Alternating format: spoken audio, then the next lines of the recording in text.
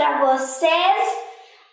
Essa sopa é muito saudável. Ela dá superpoderes para a gente. Então,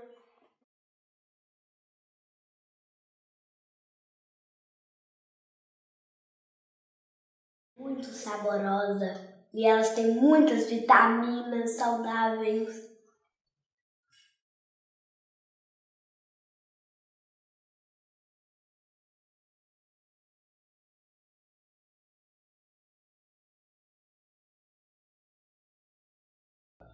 Gente, vocês têm que pedir Sônia para fazer sopa de macarrão com muita verdura e muitos legumes que dá superpoderes para a gente.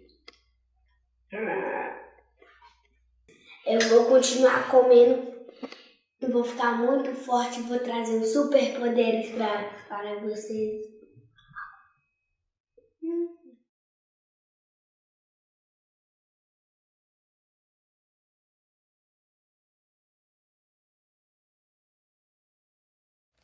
Você sabia que se você comer comida todos os dias com muitas verduras e muitos legumes, vocês vão ficar muito forte e com inteligência e vocês vão ter um superpoder!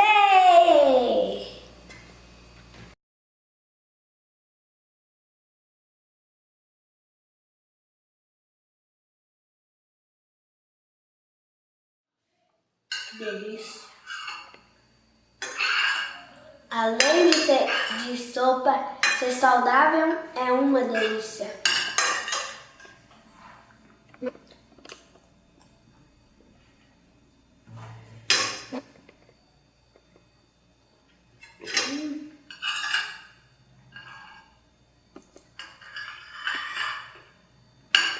Pronto.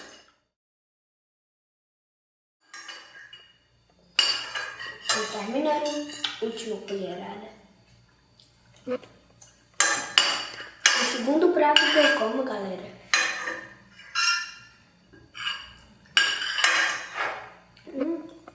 Até que eu quero mais. Gente, eu estou com minha barriga cheia e eu já tô com inteligência forte, mas só que só falta meu superpoder.